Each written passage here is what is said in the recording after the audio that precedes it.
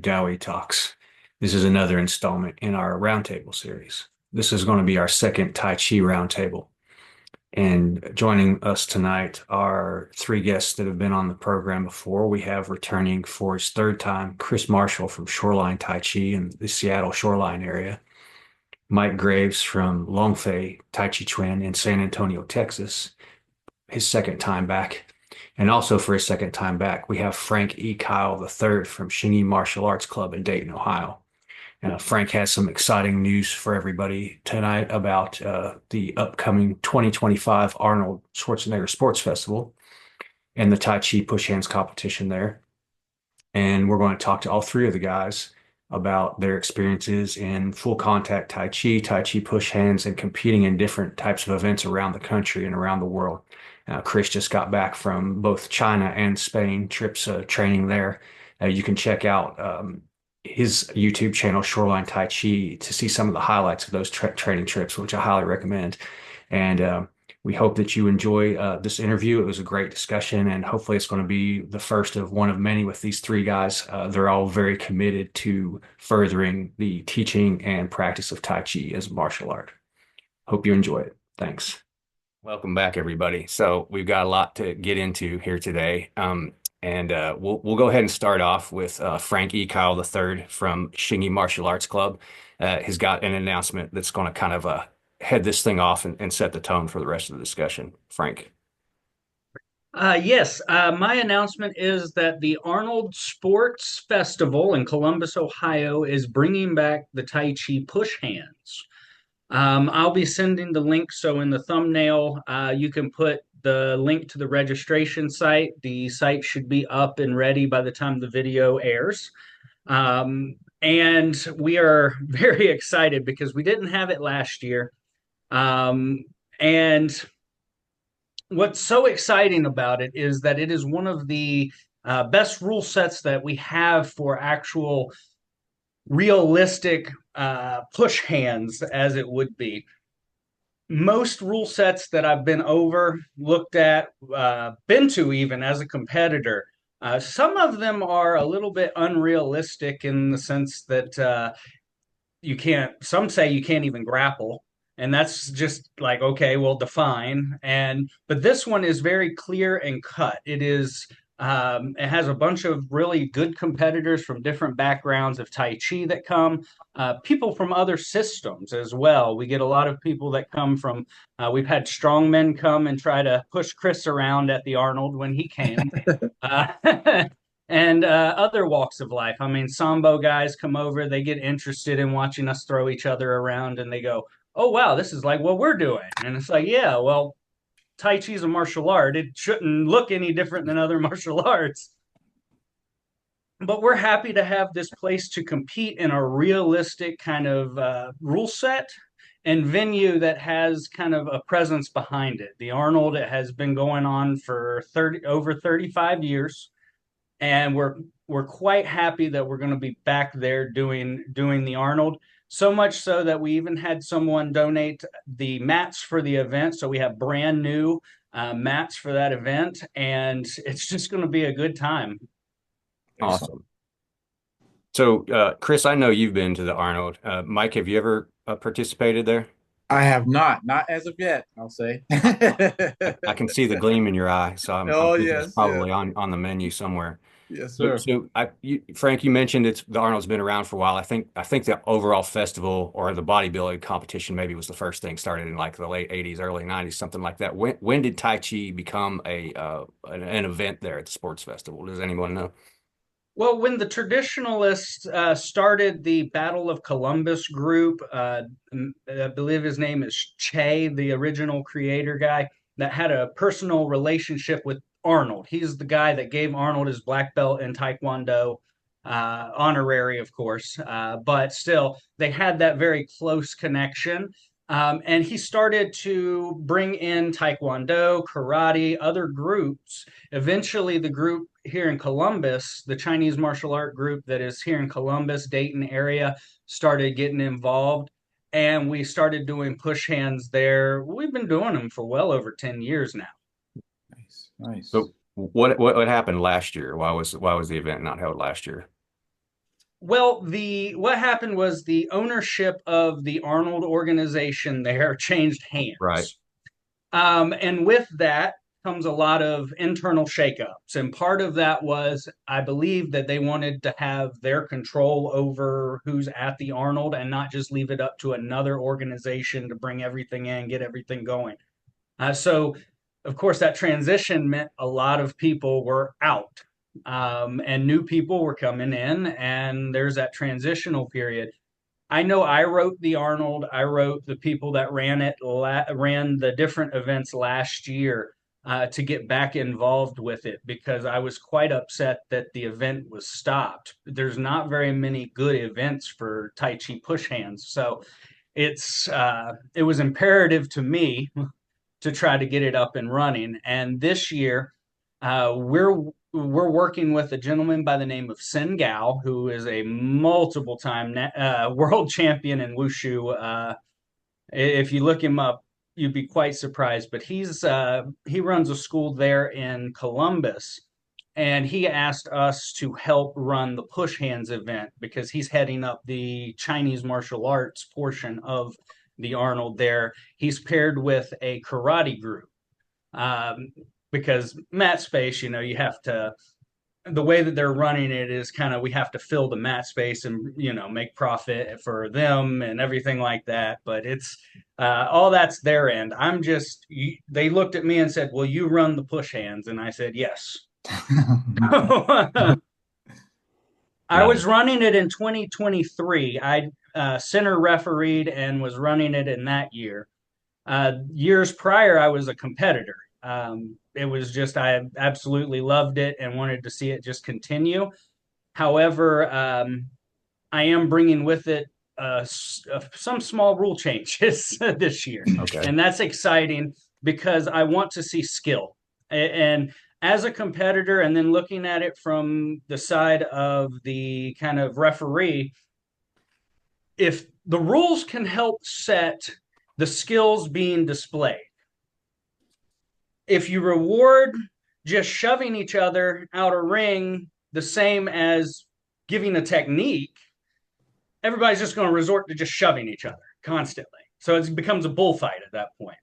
But if you reward good technique, people will start chasing takedowns and throws and those no gi swaijiao kinds of moves on each other. And then we start seeing the skills being applied. A lot of the Tai Chi techniques are rooted in swai techniques, throwing, and we want to see them. So the rule set will give a little bit more pointage to skill being shown, but we still reward, the ability to push someone out of the ring. But in a realistic view as a martial art, just pushing someone back a little bit doesn't end an encounter like a throw would. True enough. Yeah, that is true. Chris, when was the last time that you were at the Arnold? Was it I want to say maybe 2022. 2022? And Yep. was that your first time there? It was my first time there. Yes. And I how just did you went on a spree. As soon as COVID ended, I went going everywhere? around the world, actually. Yeah. Yeah. Nice, How did you nice. find it as far as an event compared to other events? Because I know that you've been in a lot of different events with a lot of, excuse me, a lot of different rule sets. So how did you find it to your liking? Room for improvement? I'm not sure exactly how I first became aware of it. It was most likely due to my involvement and participation in different Tai Chi focused Facebook groups. We don't, I think, at this particular moment have any reliable, let's say, worldwide clearinghouse for Tai Chi events, although we've got something coming up soon from my friend Severin at pushhands.com. But as to how I found the event, in comparison to many other events that I've attended, one of the things I like about the Arnold is that the people there really feel like it's their job to objectively adjudicate and to facilitate a fair competition of martial arts. And that really is in contrast to what we see at some of these other events where the judge, let's say, feels it's their job to teach Mhm. in the Yeah. middle of a competition. Yeah. It's certainly not your job. Right on. However, people are able to demonstrate their skills in the middle of a competition, it comes down to how they trained in the previous year. And you're telling them what you think is right and wrong really has no place in a competition, in my view. Yeah, I would agree. Yeah. Mike, you've been all over the place training. Do you find like a wide variance of rules and rule sets from place to place? You run Yeah, into the problems that Chris is describing? yeah. So when I first came back to the US in like the early 2000s, and I think I did a competition. They were doing the Kung Fu Legacies and the I think is the World something other. I can't remember the name of them now. But yeah, I was shocked because I was getting stopped like every 3 minutes, or no, every 3 seconds. Like Chris was saying, like, hey, in order to do that, you have to put your arm here. You can't put your hand in the back. You can't put your hand on this shirt. It's like, holy crap, man. It's like, and my teacher used to always have a rule like, hey, don't stop for anything. The referee will tell you the rules. But it was like, in this case, it's like, dude, stop it. Like, what, or if the other person is doing something, no, it was overly ruled off of what Frank was talking about. It wasn't realistic, Yeah. Coming from I started my journey in the UK and in Europe and stuff. And we were doing, as what Frank was mentioning, we were doing sweeps, takedowns, some locks to walk people out of the ring, if you will. So, and I was so used to that level of kind of pushing hands, as well as to some of the more subtle ones. There was a guy at the time that was hosting a fair amount of those. It was kind of known for bringing in freestyle push hands into the UK lexicon, which is, again, a guy by the name of Dan Doherty. Yeah. So his guys had a lot of leg up because he started doing those competitions, but he had already been training his guys and things like that. But those were a lot of competitions that were being held there. So when I came to the US, and I was, getting involved in competing, and it was like, whoa, man, what are all these dang rules? Like, this doesn't make any sense to me, So obviously I haven't been to the Arnold as of yet, as I said, but to hear that that's where they're going and that's where they've been. And I watched, my first introduction was watching Chris participate in those when he posted them up. And I was like, oh man, this looks super cool. I can't wait to get to that sucker. So, yeah. So,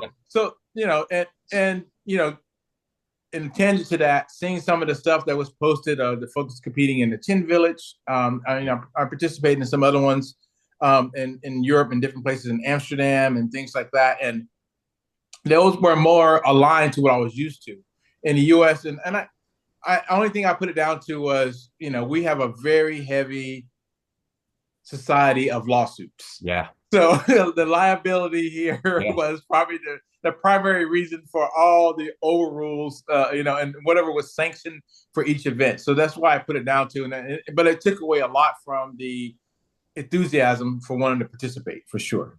I can completely understand that, and I totally agree with you, Mike. I think it's like a litigious society problem, and I've gone to schools before just for like friendly sparring and things like that, and been like stunned. I swept somebody one time, not hard. Like I even like held on to them as I put them down. They were like, "You can't do that." I was like, "Oh, okay, I'm sorry," And then I can't remember what the next thing I did was, and they were like, "You can't do that." And I eventually continued to the point where I got extremely heated, and I was like, "What can I do?" And basically, what it boiled down to is I had a target area, like from the chin to the belt, and I was like, "Ah, okay." But that's neither here nor there. But yeah, I agree. I think that's a big part of the problem. And then the other part of the problem, I think, is like from school to school, people want to have a rule set that favors whatever it is that they're doing. Sure thing. Sure thing. So Frank, you were talking about not allowing things to deteriorate into just a unskilled wrestling match, but you still are going to allow for things like pushing people out of the ring and stuff like that. Can you give us kind of a little bit more detailed breakdown of the rule changes that you're going to introduce to the event? Yeah, yes. In the past years, everything was 1 point and then subtract or add. I mean, it was you get the person out of first ring, that's a single point. The next ring, that becomes 3 points. So it was just like cumulative little points. But a takedown, like if I were to issue a great hip toss, that's 1 point. So it's like the ring being so small, it's like pushes you to say, hey, let's just shove each other, show very little skill here, without risking any chance of being swept, without being, risking anything. When I talk to people like Tim Cartmel or some of the other competitors from other systems, it's one that I find a lot of people don't like first Ippon, like sumo style or judo, where it's like you came all this way, you flew 500 miles, and you lost in 3 seconds. Yeah. Right. And that's your day.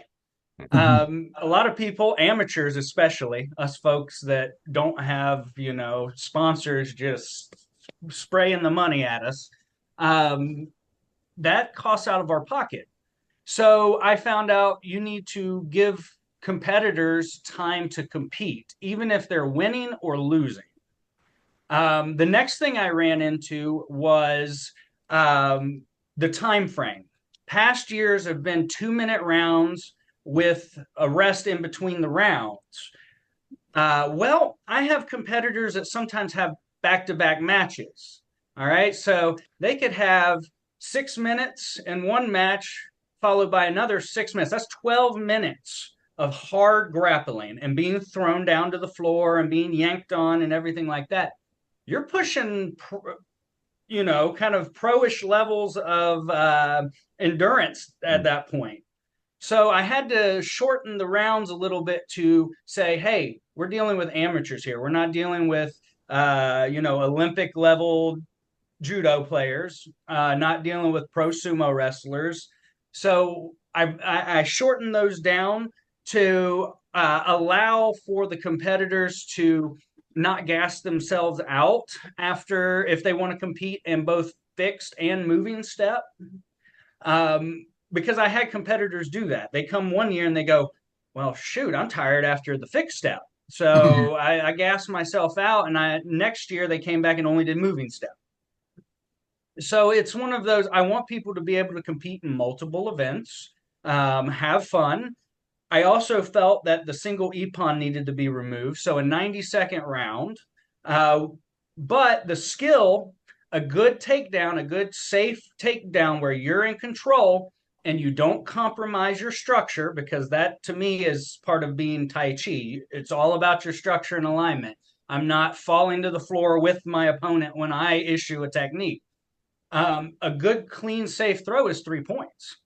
So if you spend 60 seconds and you might shove me out the ring for 1 point, and now I throw you in the last few seconds and get 3 points, I should win because I showed more skill than you just shoving on me.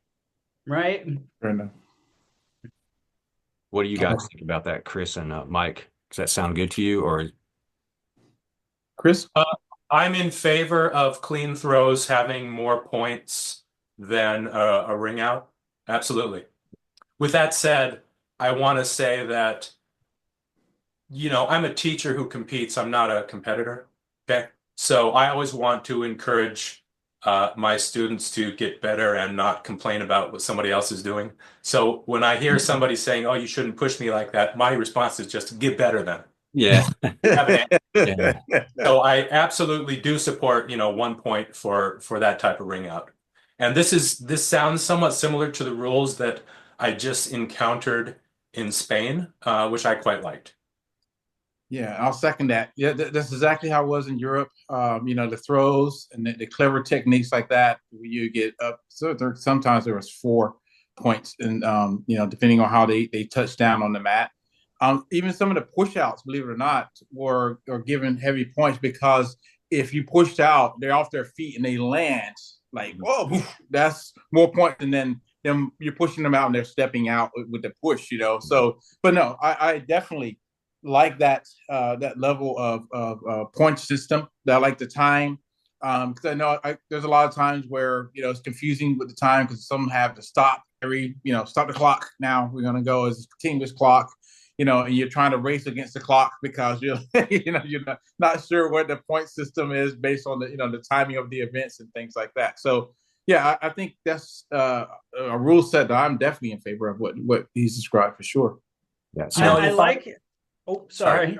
I If I wanted to remember clarify, correctly, the points are cumulative. So a down and out is 4 points. Oh, sweet. Okay. So Yes. yeah, so Yes. Yes. the Excellent. yes. Yes. Yes. So I'm yes, definitely in favor of that. So Frank is like, let's say that you throw someone, but it's not a clean throw. Let's say they stop themselves like with one hand or something like that. I know in some lay tie setups they like reward like a partial point or a point or something like that. Is there any points for that sort of thing or? Actually, if I'm issuing a technique and I, let's say, have to take a quick knee because somehow I get pulled down, well, technically that would reward my opponent a point. So I would end up with 2 points instead of the full three. So the fact that I risked it for the biscuit there and tried my technique, I'm still rewarding that for the competitor. That way, it pushes them to keep trying those techniques. Even if you lose a point on, you go for the leg pick and they just wrap you up and pull you down with them, you still issued the technique and you're still being rewarded for it. So Chris brought up a good point because Chris mentioned that he's an instructor, not necessarily just a competitor alone, right? So are there brackets based on both maybe size and experience, or is everyone kind of pitted together in a big pool? How are you guys segmenting that, if you will? Well, I have my weight classes.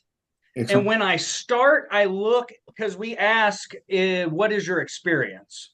And I try to start the brackets together where it's like I'm putting intermediate people together, I'm putting advanced people together to start. That way, I don't have a person that's been doing it 20 plus years and someone that's their first time going round one. We know that outcome, right? But if somehow that year one is really good. Maybe he came from sumo or something, and he's like really good. He'll catch up with the guys with the experience, and then it's still going to be a great match, right? Nice. Yes. Okay, good. Excellent, excellent. Yeah, because competitions I've competed in, I think it's always been very similar. It wasn't reliant on necessarily years of practice as much as it was size. And then if you're willing to compete, you're competing, because you may be that lucky, beginner guy. Won't just call it luck, but you've been trained well enough that are competing with 10 years plus and doing fairly well because of your skill sets. You know what I mean? Because experience and time depends on how you train also, right? Because you could be there for 20 years with horrible training. You know what I mean? So that may not fit the bill, if you will. So this curious question, I guess, also as we put this out, so people kind of have that understanding as well, so don't get scared off by it's going to be too big. I saw the video of, again, like before, of those who are practicing, and then I think sometimes folks can be intimidated by who's going to be participating. Oh, I don't want to go there because all those guys are going to be so experienced and so good. So that's kind of the reason why I was questioning that as well. You shouldn't shy away from competing against people that are good. The only way that a person's going to get better is by losing. That's how we learn the most. You learn more from your loss, the wisdom of starting again with experience, than you do from a blowout performance. But steel sharpens steel. I mean, that's the old saying, you're going to get better because they're going to teach you where you're weak. You're going to experience that energy, those techniques. You're going to experience that intensity. It's going to wake you up. And your training the next week or day or whenever you get back into training after a big competition is going to be more focused on where you were weakest, right? Indeed, so indeed. That's just natural. Yeah, for sure.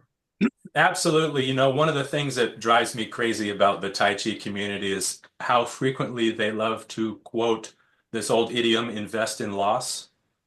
And of course, the idea there is that you lose in the short term in order to gain more in the long term. So everybody should be in favor of investing in loss. But the minute you give them a real opportunity to lose, come in here, you're going to lose. Oh, I'm busy that day. I can't do it. You've got a whole list of excuses. It's really insane. Yeah. Yes. It's true. I think a lot of it too has to do with Frank, you mentioned that's kind of seems to be a pretty good community there at the festival and everything. You mentioned that you had a lot of people from different disciplines coming in, even people that weren't martial artists. And Chris, I know from watching your videos that you cultivate a very an atmosphere that's conducive to learning for people where they can come and sort of get in and get their feet wet. And I've even watched just on your YouTube videos, people that you can tell are very timid at the outset of an event. By the end of the event, they're really into it and really having a good time. So I think it really is good to have someone coordinating these events that has an eye for maintaining that type of environment so you can get people in there and get their feet wet without fear so much. I completely agree. And if I can just move in a slightly different direction, because this highlights something that I just recently experienced in Spain at an event organized by Nacho de la Encina, which was a great event. And it really crystallized for me how so many of the Tai Chi events that we have, for example, in the United States, have this dual or triple goal. They want to provide a competition, that's great. They also want to provide a practice opportunity, which is also great, and we don't have enough of those for the community at large. And then on top of that, they also want to make money. Well, these are all great things, but at some point they do start to conflict with each other. And so when I was in Spain, we had an event that was very purely about, it was a competition, but it was really organized to provide the most possible mat time to all the people who made the trip. And it was really great for that experience. I probably spent at least a half an hour on the mat in competition, which is 5 to 10 times as much as I have had at any of these other events. It was really great. Indeed. Yeah. Yeah. That's kind of me traveling, started in 95 with my practice overall, but, in the 90s before I came back to the US, I traveled all over Europe, and that's kind of been the theme. You go to an event there, man, you're competing with so many different people. You know what I mean? Like you're getting the feel of, even for myself, like as I mentioned with my question, I competed against all the way up to against an instructor and against this one particular school. So you're getting so much experience because they do favor that. They want your day to be full of the events. They want you to get exposure with all different kind of levels, different types of the events as well. First time I ever did restricted was here in the U.S., but moving step and fixed step, they had such a big, broad scope of people and how many people you can mix with. Even if, like what Frank was mentioning, even if you're not winning, your opportunity to go in and compete with folks was continuous. So yeah, definitely can speak on the same thing you're mentioning there, Chris. That was definitely something for sure that happens frequently there. Yeah, Mike, when last time I talked to you, we were talking about this, about how you were almost kind of stunned when you came back to the United States by the differences in the practice and competition. And I wonder, Frank, do you think that this is a good chance to use an event with a profile as high as Arnold to kind of like change the culture in the United States as far as what people expect from a Tai Chi competition? That's absolutely what I'm hoping, Bill. You just said exactly my goal in life at this point. I mean, I'm writing a book on it. It it's not that I'm trying to save or do anything like that. I'm just trying to preserve at this point that Tai Chi began as a martial art.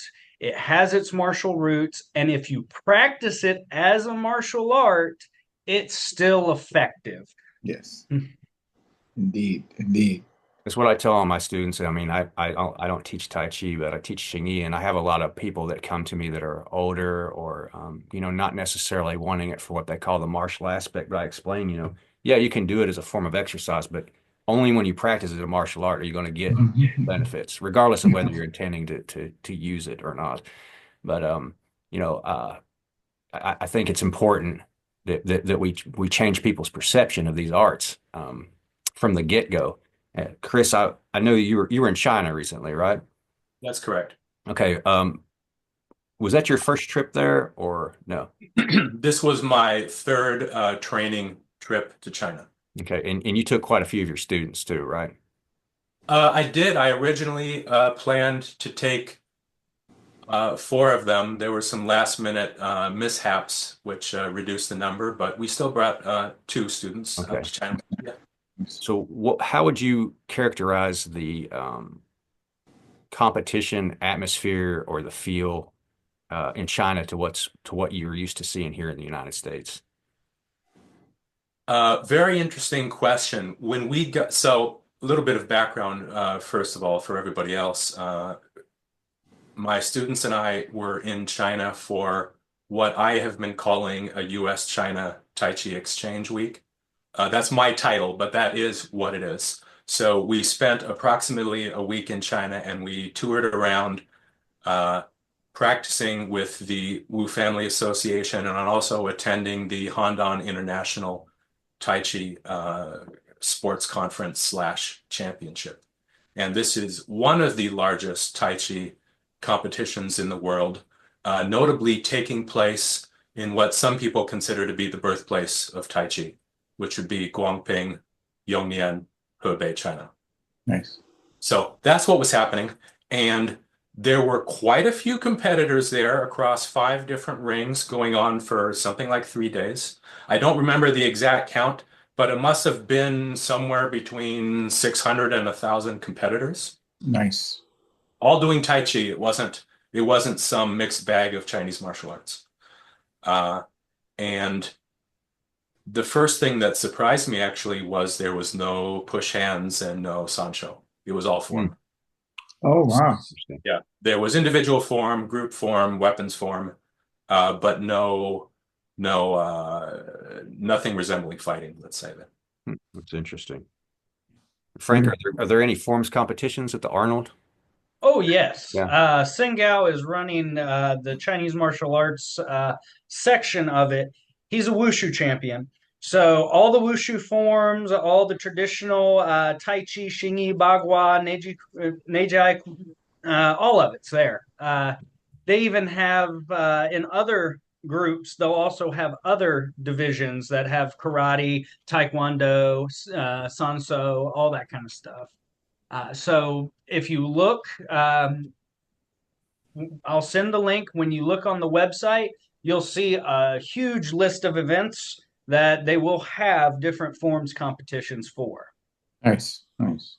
Is Is it that a 1 day event? Is it a 1 day event or yes? It is a 1 day event. Okay. Actually, I'm hoping that in the future, we could actually bring in a few different other events with the Chinese martial arts. If things go well this year, and we have enough response. Hopefully, we can get some talks in, maybe with someone like Scott Rodell, maybe some Chinese sword, something to get the Chinese weapons out there. This could really be a chance to show the martial arts side to the Chinese martial arts, as opposed to just the forms. And this is where it starts, is with the push hands, also with the sanda kind of stuff. So it's going to be a great event. I know I can run my end. I've done it before. I did a mock one for Singao at his last tournament. I helped run that center ref. The fixed step push hands actually, you see lots of smiles on people's faces, especially once people realize, hey, the cream of the crops fighting for first and second. Let's just have some fun, and everybody's laughing, learning from each other, and they slow it down. As they say, cream rises to the top, and if you put the advanced people together, the beginners get to kind of stay within their realm without getting blown out too badly, kind of thing. Yes. And now, what's the Well, reach? I have to say something that some of my greatest experiences, learning experience in Chinese martial arts, have been being blown away by an expert. So we shouldn't deny people that opportunity. very true? That's true.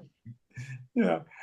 My question was, what's the reach as far as like? So I know Bill mentioned about your maybe a possible goal is getting a not just a broader look, but a better look at what this type of event is. Particularly the pushing hands event, not the Arnold as a whole, but Arnold being as big as it is as of an event, and we have all these smaller little kind of. I remember there's a time when God, man, why is this thing escaping my? I think it's called World Class, whatever. I can't remember. Do you remember the name of it, Chris? You were at it in Houston not too long ago.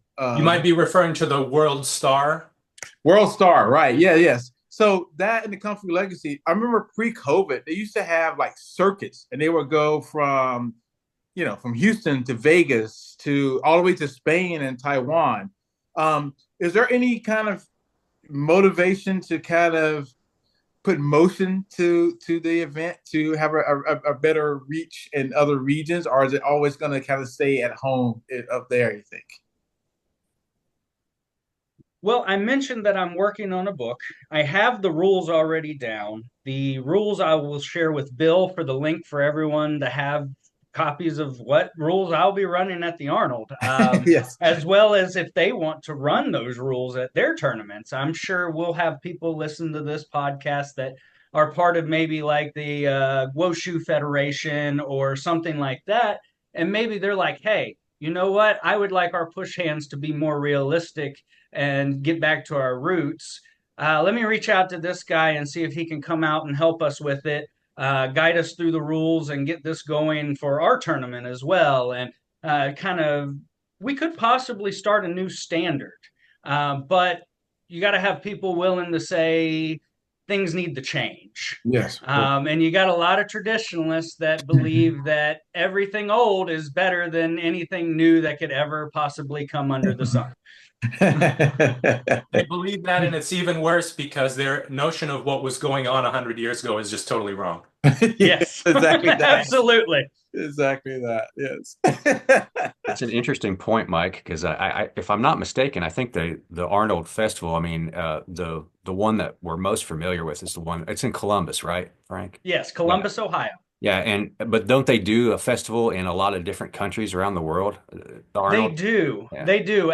But as an organization, like I said, each group has their little heads, and then they sublease to their people that are in that country locally that can help run that tournament, or they'll bring in someone that can bring in a crowd. Yeah. That way, they, as an organization, make their money. I mean, they have to, but that's where most of the bodybuilding and the different things that they have on that side. I've never been a part of that organization, but I just from an outside get to see what's going on. And it's most of the people running the events at the Arnold and Columbus are semi-local.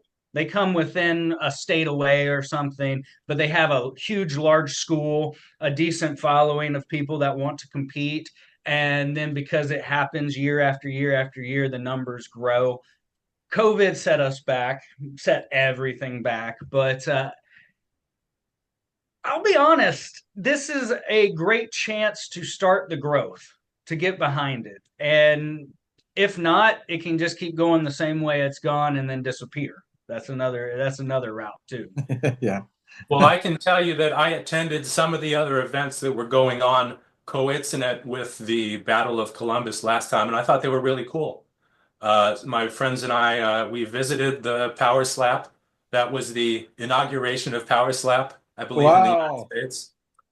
We saw some Olympic weightlifting, very inspiring.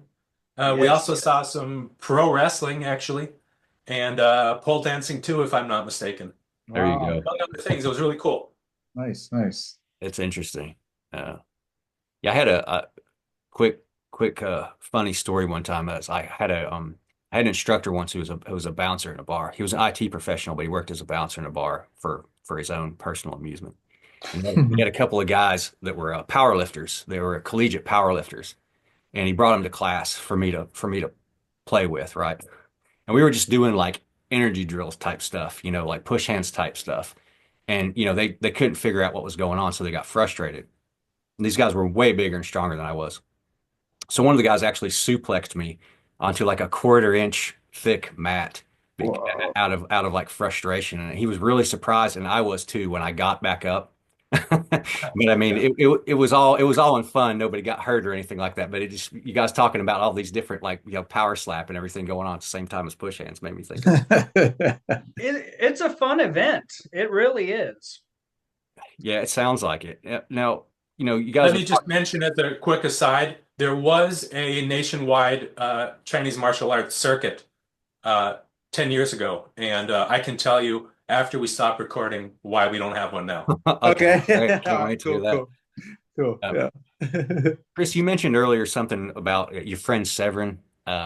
What exactly is going on there? You said that you were working on some kind, or he was working on some kind of a broader project. Yeah, Severin has a deep enthusiasm for Tai Chi and related arts, and he travels around the world doing it like I do.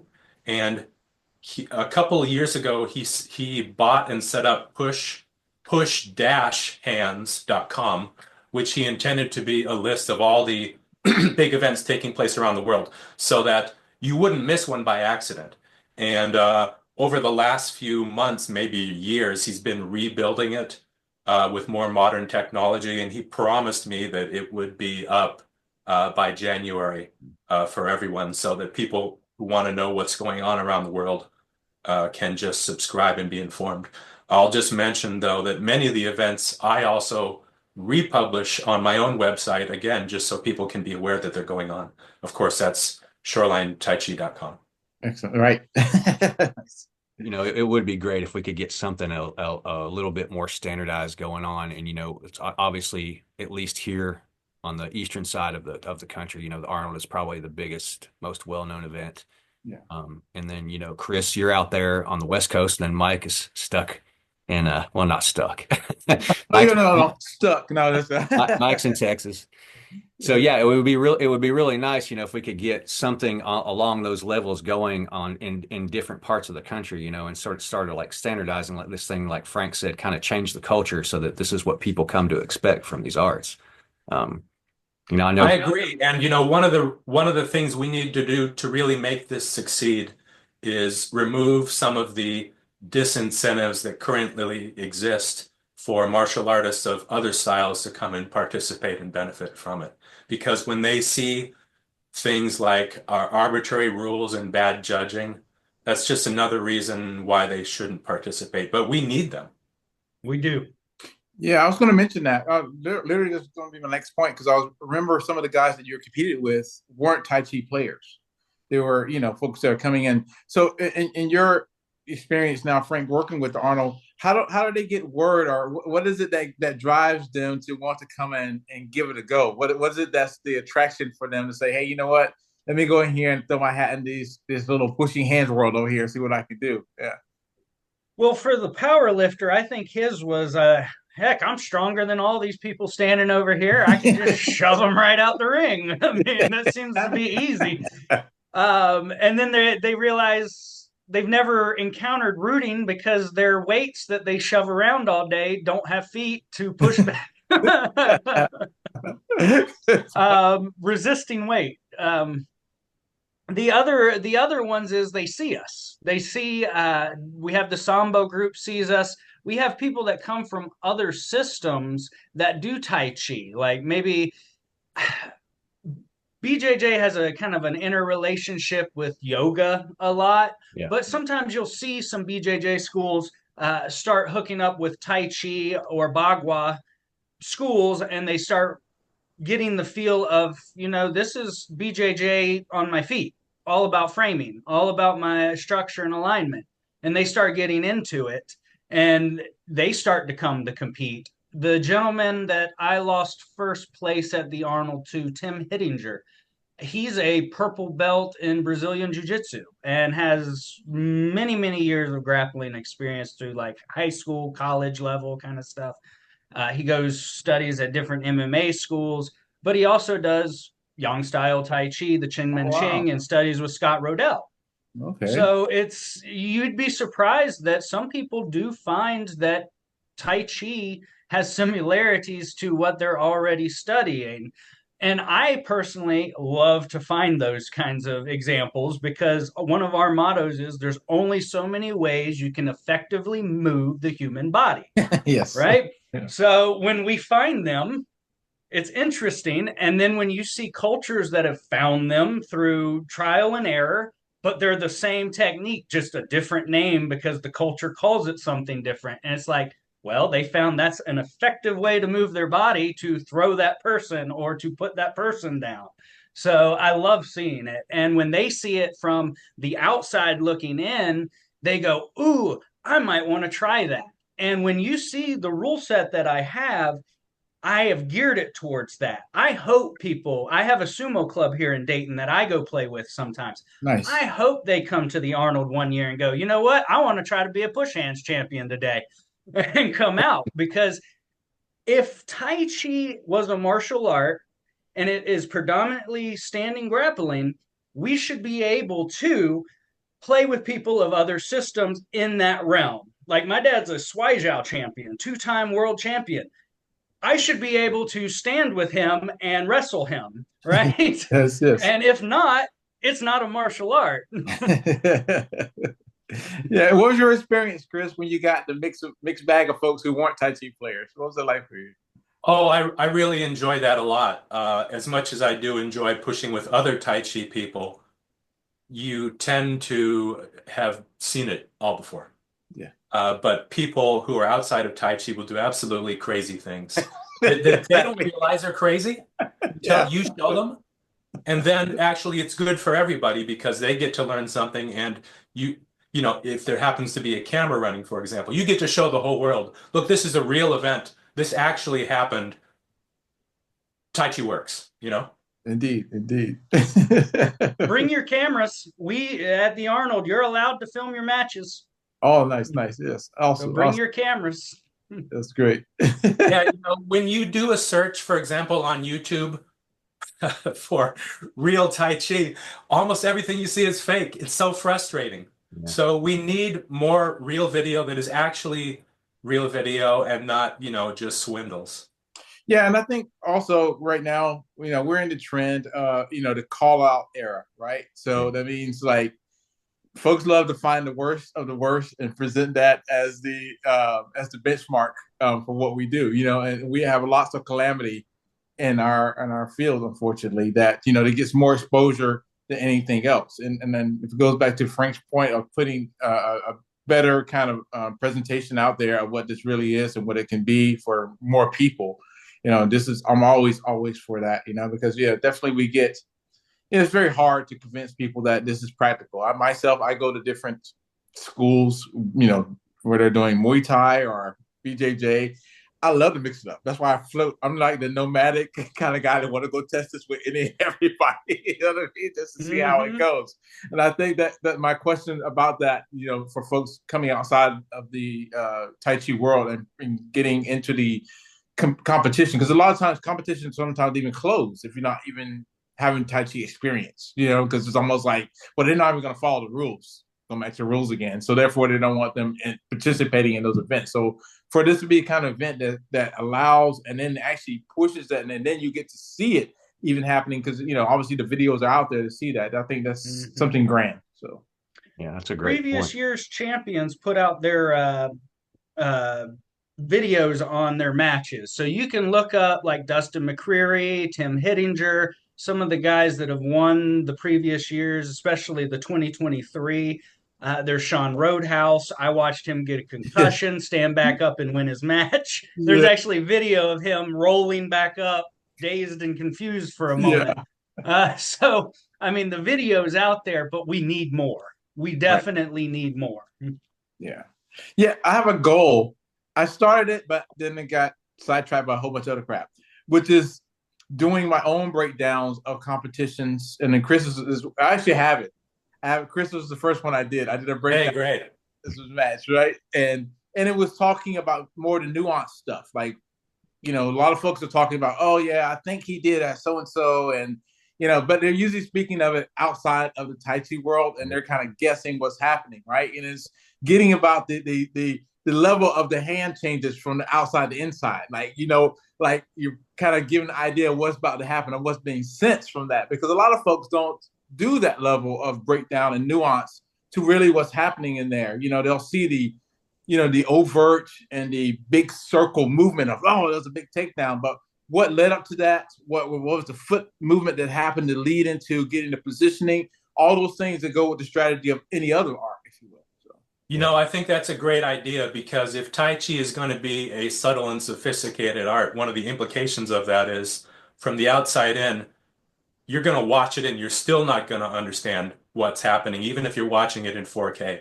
You need someone else to explain to you what happened because it feels so different than it looks. Yeah, Right on, right it's a on. huge thing because there's a lot of things that we do in our practice that we completely take for granted, forgetting about that we learned them 20 years ago and they blew our minds at the time that people can't see. And how would they know, if we don't tell them? So that's kind of on us to sort of point those things out to people, like Mike was saying. Yeah, I think I'm gonna post it today. Now that I'm thinking about it, it's not because I wanted to do the whole match, but I just did like the first round, I think it was, and I was like, all right, coming back to the next one. So I'm gonna post it today in this current state. So yeah, All right. look for it. Yeah, I think, talking too about what Frank and Mike were saying is like, with Brazilian Jiu-Jitsu guys, it's kind of ironic because in the 90s when BJJ started to become a thing and, everyone was saying, forget about Chinese martial arts, they're no good, they don't work, Brazilian Jiu-Jitsu. A lot of these Brazilian jiu-jitsu guys, like I was talking to Tim Cartmel, and he was saying that some of his jiu-jitsu students will see something that he does and say, "What's that?" And he'll say, "Oh, it's a bagua thing for bagua," and then they want to learn it because they don't care where it comes from. They care about what works. And a Yes. lot of BJJ guys, especially nowadays, they don't. They're working on it. I'm not saying everybody, but some schools don't have a very good standing grappling game because it's all about the ground. It's just get down to the ground and then do your jiu-jitsu. So they want to learn throws and things like that. And, like Frank was saying, there's only so many ways you can throw a human being. These throws are, you find them in judo, you find them in bagua, you find them in tai chi, same arts. Indeed, So indeed. something that they're interested in because they can see that it can work. Totally agree. Totally agree. Yeah. So Frank, with your experience now being on the other side of things, being a now a center ref, are you missing the mat time of playing with the folks competing? I'm always gnawing at the bits when it comes to the tournaments. Like at the last one with Singal, I was gnawing at the bits because as center ref, you have the best seat in the house, Right, other right. than actually being in the driver's seat competing. Yeah. So I get the closest view possible. I get to watch when I go, oh, he's making a bad mistake. Oh, yeah, that paid off, kind of thing.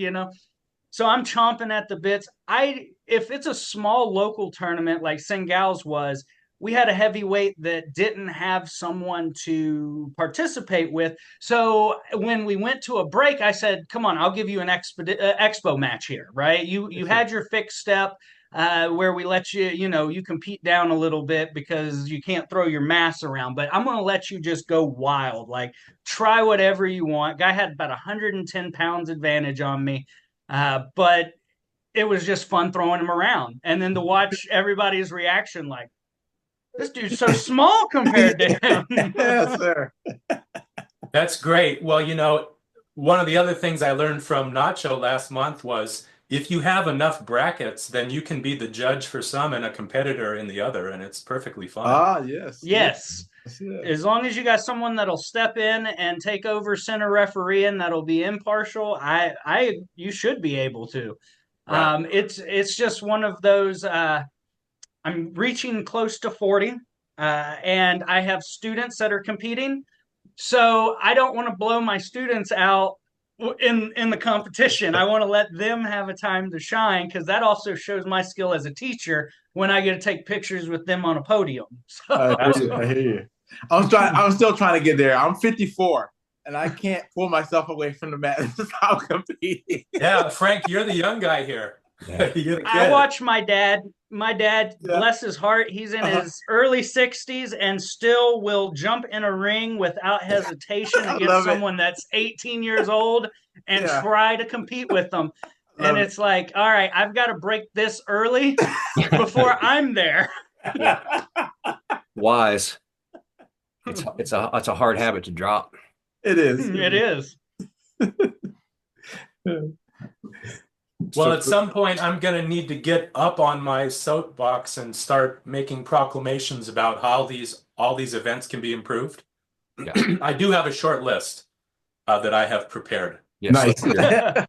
Well, that being said, though, Chris, I think what you've been doing with your open masters is another benchmark. Obviously I was blessed to get there and on my family vacation to go and participate in your event. And I can't, speak more highly of an open mat or even a meetup as yours were, because generally speaking, we go places, there are no mats, for folks to really kind of engage, like, like we engage there, or the event may be outside and, I mean, we got the, weather that may not be in favor of what we're attempting to do.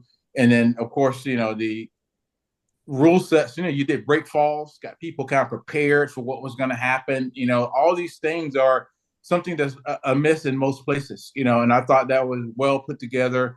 And it is also setting folks up for when they, potentially may want to even compete later on, or to take that same kind of stuff engagement for their next type on events, if you will. So you set a definitely good benchmark for that kind of thing to happen. We try to do, we did pre-COVID, again, we keep bringing that up, but we had an Austin group, a Houston group, we're in San Antonio, and then just before COVID, we had reached out to Dallas. And our goal was to do what you were doing, was have these subsets of groups meeting together, and then whoever hosting, we travel up to them, we support them, and whatever local schools outside of the Tai Chi will come in and participate. Right now, it's still currently going on pretty much just in Houston and sometimes here in San Antonio. But for you to set that out there for folks to be able to see is something, the way the whole event for open mat, nice and open for everyone to participate, man, I love it, man. I really appreciate that you did that. Yeah. Well, thank you very much, and I thank you for participating. Everybody was really happy to see you there. And before I forget, we're having another one in 4 weeks. Okay. In Seattle here in January, so you should all be there. But yeah, it's an opportunity for people who are ready to take a step towards competition, but aren't necessarily interested in competition. No problem. No problem. You can get a little bit of the intensity. You can get the experience of working out with, 20 people from all around the place that you don't normally see. And it's so positive that, first of all, you're guaranteed to benefit from it. And then you can ponder whether maybe you should go to competitions, because they're not all that different. Right on. Right on. Exactly that. Exactly. Yeah. And I'd have to say that, anybody that wants to, they can get on Chris's Shoreline Tai Chi YouTube channel. There's multiple examples of these types of events going on, and there's definitely something in it for everybody. Definitely a commendable thing that you got going there. So, Chris, you had some suggestions Yes, that you wanted to make. Right. First of all, as I was saying, if we want to encourage people to travel from around the region, around the nation, maybe around the world, we really need to maximize the amount of actual participation they're going to have versus the amount of time sitting and waiting for their event. And, the first thing that we should really consider doing here is using software that's going to organize the matches for us. Now, I've been to a lot of events where things are managed on paper, and you can wait 8 hours sitting next to your ring for an event. Then the minute you go to the bathroom, that's when they're doing it. Like, this has literally happened to me more than once. It's insane. And I've also been to 1 or 2 events which were organized with the help of software being used properly. And it is beautiful. Yep. You have a screen that shows the current time, the current score, who's up next, how many minutes you're going to have to wait, minutes, and it's reliable. So if you want to leave, you can. If you want to see who's in that next ring, you know where to go and win. And it's just so much better. Indeed. And there's no time being wasted shuffling papers around, which in my experience has been between 40 to 50% of all these other paper-based events. It's just a waste of everybody's time. And when we have a venue that's booked for 2 days and we're done in 2 days, no matter what, you really want to make the best use of that time. So this is my first suggestion. As somebody who doesn't, get any kickbacks for this software, I'm telling you, you should use it anyway. Yes. Do you have a name of software? Sorry, what was that? Do you have a name of a software that they used? One of them is smoothcomp.com. And I looked at the pricing myself for my own events. It's $1 or $2 per competitor, so it's not cost prohibitive. Nice. Okay. Nice. I'm going to look into that one. Yeah. Yeah, it's really great. My second suggestion, just towards getting people the most amount of participation time, which is just create more brackets and more events. Double elimination is a little bit tricky when you're running things on paper, but when you've got software, it's so easy. It's as easy as any other one. So now you're giving everybody approximately double the amount of mat time just by switching to double elimination, for example. One of the nice things, again, that I experienced in Spain at Nacho's event was they had fixed step and moving step, single elimination, but then they also had fixed step and moving step king of the hill variation. And the way they did it was it's just a 15-minute event, and you keep going in a circle, and everybody keeps coming up, and you keep track of the points, and whoever had the most points at the end is the winner. And it was a lot of fun, and it was absolutely brutal because going 15 minutes with not much of a break, and everybody's going hardcore. I hope to share some video of that, which I took soon, but it was great. And now we've already gone from, 2 or 3 events to 4 to 6 events, which is certainly good for people who travel to these venues. Indeed. Indeed. Yeah. And I'll just make one more suggestion, and that is that things which have a low injury risk should just be allowed.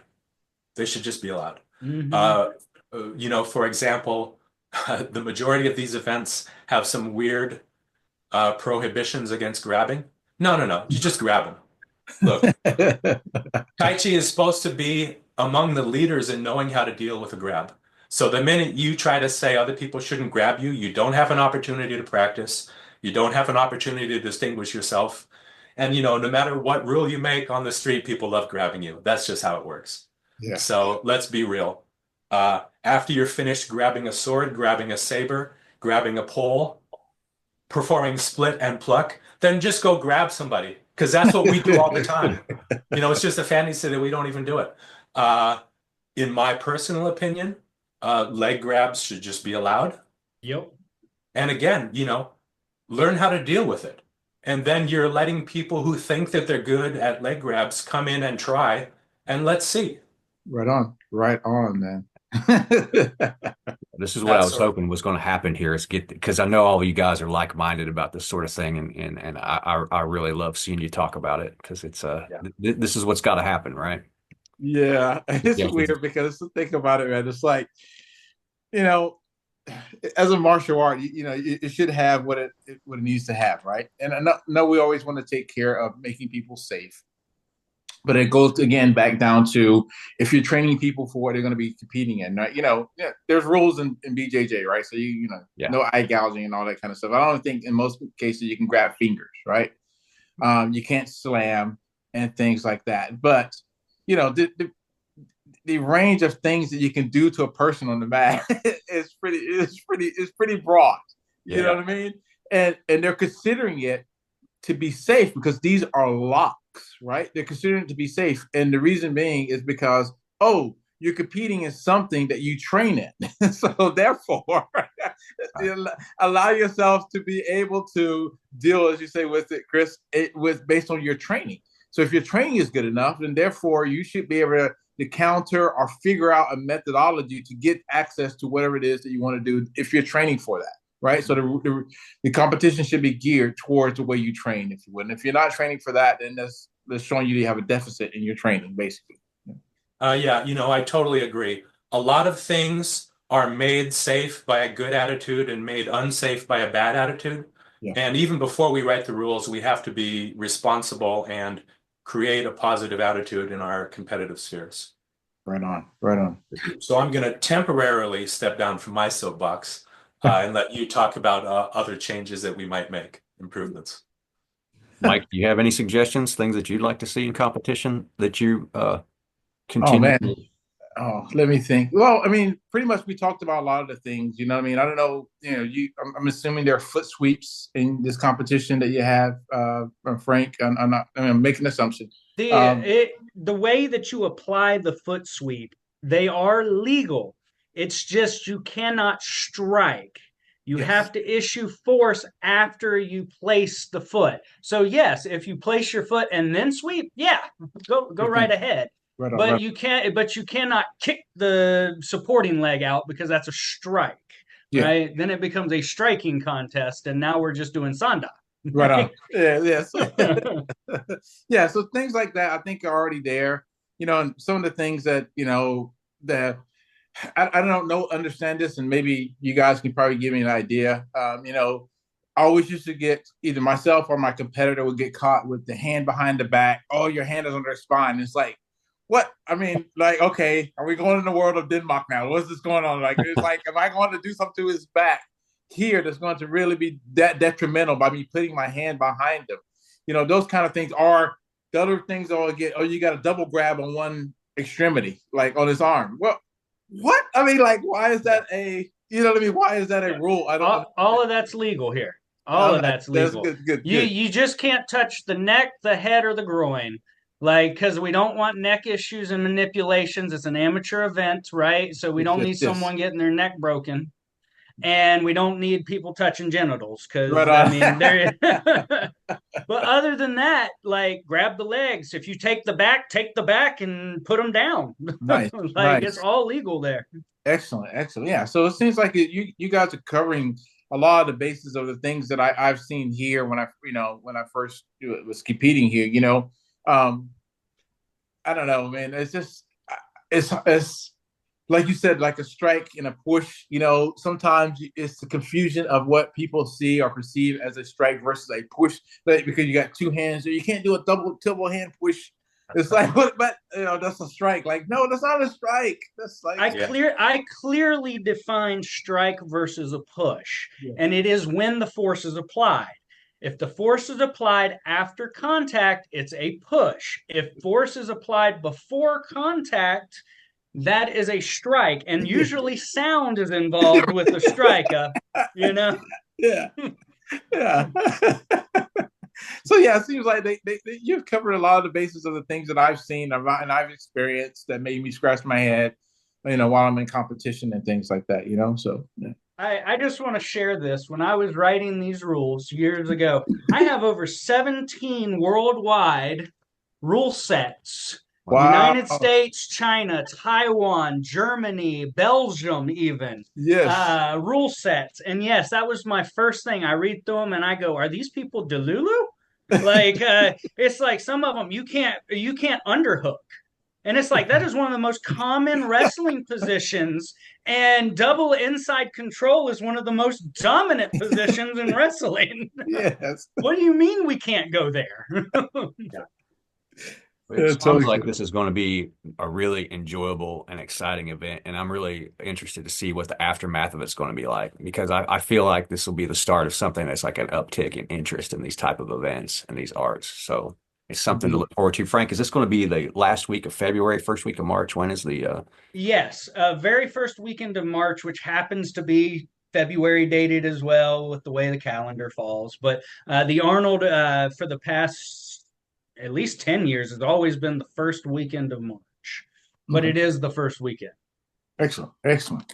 we'll all have to keep an eye out and see if Mike makes it out there because I feel like I can see his gears spinning right now. Oh, indeed, man. Indeed. I've never been up in that area of the US. I mean, I've had opportunity to travel, a lot of places and stuff like that. But yeah, I've never been up there. And I know there's some other players even that may not even participate that I've seen, through the social media that may want to touch base with. So it's more than an opportunity for me to mix it up there. So I'll be, Oh, definitely. I invite everybody to this, and it's easy to travel to. We have an airport there in Columbus, Yes. and you're in the same town you're competing with. Hotels are close to the event, so it's like super easy to get around, Uber around, whatever. Yeah. It's not like you have to fly into an event and travel another hour to 2 hours by car or whatever, and then you're to the city that it's going to be in. Like, no, this is just get off the plane You're there, chill out, enjoy the restaurants, and then enjoy the event. Go see the big names in bodybuilding, the Sam Suliks and everybody. That's I think Sam Sulik's actually on the list this year to be Oh there. wow. So go meet those guys. I mean, people Can knock you invite him to bodybuilders, compete but with they're us? great. Right, Chris, get them to compete with us. Yeah. Yeah. Actually, that Mike, you just reminded me of my fourth suggestion that I have to make, and that is one of the things that I've really enjoyed at some of the events is they have a time set aside outside of the competition before or after where everybody's just non-competitively pushing, including many of the judges and organizers. Cool. Yeah, Yeah. and I would really like to see that there as well. That could be an option. Something I can add to this event in the future, most definitely, because as a referee all day, I'm ready to push with some of these people, Yeah. especially the winners. I mean, I came out and I had no problems. I love to push, and it's just if somebody's a champion, I want to push with them. I want to see what their skill set is, how they attack, how they defend, how they're moving my energy through their body, and then also can they handle the force when I bring it? Yeah. See, that's a great point, but I'll be a victim of that, and I won't even be a victim because I love it. And my competition at the World Star in Houston, I literally did that. This guy came in from California, and we pushed hard for like 40 minutes. Like, like I'm all sweating. I haven't even competed yet, so I'm over here just like having to go. Like, I'm always up for that, and I always saw that as a grand networking tool as well. That's how you really meet people because sometimes you don't get to compete with them. You never, and going back to the talking about times when people have other events going on during the competition. And then they finish that particular event, then they take off because they have to get on the road and go somewhere. But if you have a opportunity to have an area or a section of time where, hey, you guys are going to freely play without competing, and then because sometimes, as you guys and Frank mentioned right there, being instructors, you're there for your students, and so you're not there to participate. But then there's these people here that you want to kind of like get yourself some access to, and I think that's a grand idea, Chris. I think it really is. Yeah, that's a huge reason to go in and of itself, is the networking component and seeing how other people are doing things. Yeah. Very good. All right, guys, we're going to wrap it up. I thank all of you for participating. I really appreciate it. It sounds like it's going to be great, Frank. We're looking forward to it and seeing what comes out of it. Can you guys all stick around for a minute so we can hear Chris's horror story about Oh, indeed. Oh yeah, I like the little after talk. Well, we got even before we stop recording, we got to do our plugs, right? Okay. Yes, absolutely. Let me just briefly mention again one more time. We've got an open mat taking place in the Seattle area. I believe it's January 22nd. ShorelineDaichi.com for the details. We're also doing here regular classes. I now teach seminars occasionally across the United States. I do online coaching and in-person privates. Okay, end of plug. Who's up next? All right, awesome, Chris, Shoreline. Mike? Well, only thing I can say, look forward to my future coming push hands competition matches breakdowns. I have a series of interviews that I'm going to be posting out soon, doing my edits right now. One is Damon Bramich. Another is a former Tai Chi practitioner, now Sistema instructor by the name of Rob Poynton. And I have a few of other guys on my list. Chris, you're going to be on that list, I'm pretty sure. And I'd love to get you guys on that as well. My little one-on-ones. I'm not any different than anyone else with my interviews, but I think it's I like having these open conversations with folks, getting their experience and then getting their take on where they think things are going. So look for some of those to be coming your way as well, and for me to kind of plug you guys get your access for scheduling you guys on there too as well. But that's pretty much all I have going on in that regard, and looking forward to getting to Columbus. Yeah. Awesome. Yeah, we'll put links to that there. And Frank? I'm Frank Kyle. I teach there at the Dayton Shingi Martial Arts Club in Dayton, Ohio. I teach classes, and I also teach private lessons. I'm also available for seminars on Sun Style Tai Chi and Sun Style Bagua. I teach both of those systems. I'm currently a student under Tim Cartmel, still working with him, and I'm starting his Shingi variants very soon. I host seminars out of my club twice a year with Tim. One seminar is usually a supplemental, like his ground proofing, something that most Chinese martial arts completely lacks. Mhm. And then during the November times, that's the subject matter, where the past 5 to 6 years has been the Sun Style Bagua. We're moving over to his Xingyi system, and we're going to work on mastering that. In our club, we're teaching the Shang variant of Xingyi, and that's led by Christopher Froelich, who's also a student of Tim's and has been for over 20 years. So if you need something for in the Dayton area or want to schedule some kind of seminar, give us a contact. You can find us on Facebook or our email, the Xingyi School at rocketmail.com. Awesome. And I just want to point out to our viewers and listeners, if you're on the East Coast, Shang style Xingyi and Sun style Tai Chi are very hard to find here. So Frank's Yes. probably going to be your best bet. Nice. All right, guys. Thanks a lot. And hopefully we can all get together and do this soon, maybe after the Arnold and see what's transpired. Yeah. I would absolutely love to. I'll have footage. Other people that come will also have footage, and then we can talk about how it went. Yeah, Right on. I can do his breakdowns too. Sounds great.